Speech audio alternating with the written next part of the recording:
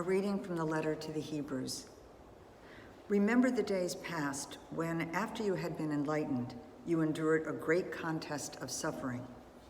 At times you were publicly exposed to abuse and affliction.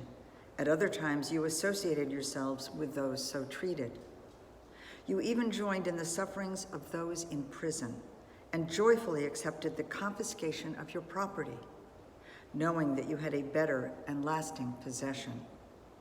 Therefore, do not throw away your confidence. It will have great recompense.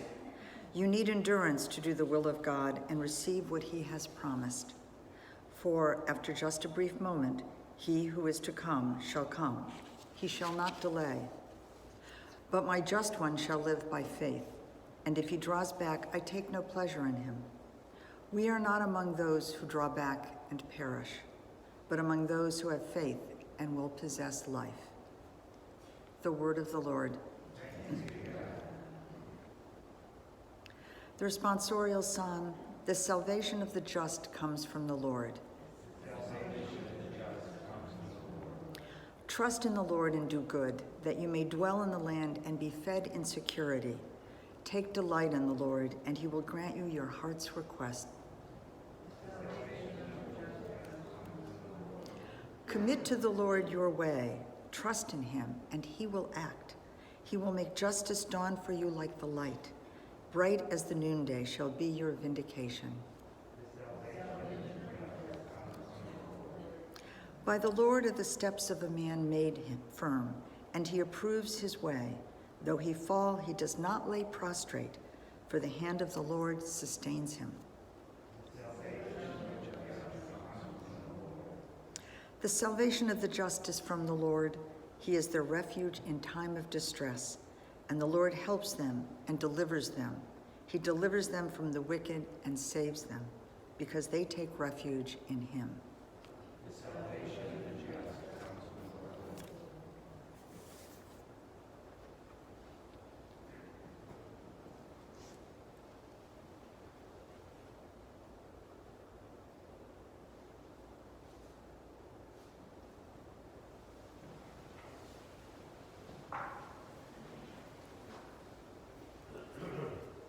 The Lord be with you. And with your spirit. A reading from the Holy Gospel according to Mark. Glory to you, Lord. Jesus said to the crowds, "This is how it is with the kingdom of God. It is as if a man were to scatter seed on the land and would sleep and rise night and day, and the seed would sprout and grow. He knows not how. Of its own accord, the land yields fruit. First the blade, then the ear, then the full grain in the ear. And when the grain is ripe, he wields the sickle at once, for the harvest has come." He said, "To what shall we compare the kingdom of God, or what parable can we use for it? It is like a mustard seed, that when it is sown in the ground, is the smallest of all the seeds on the earth. But once it is sown, it springs up and becomes the largest of plants, and puts forth large branches, so that the birds of the sky may dwell in that shade." With many such parables, he spoke the word to them, as they were able to understand it.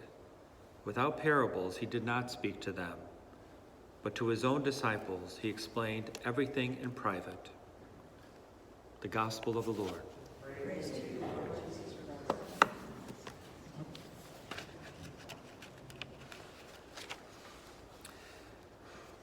Well, the letter to the Hebrews this morning, chapter 10, describes the persecution that the Hebrew people are going through at this time because they're Christians.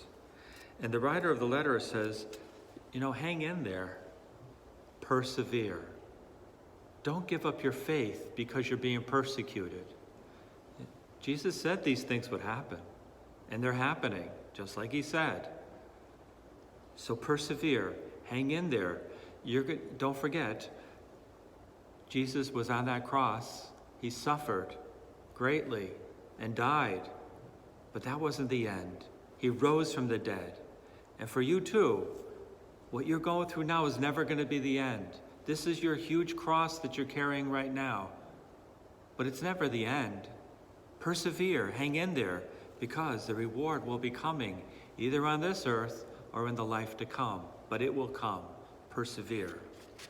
And in the gospel today, speaks about patience, really, about building the kingdom of God.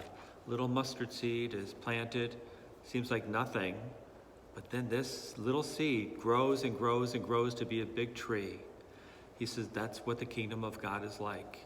You have to have patience for growing your faith or growing somebody else's faith.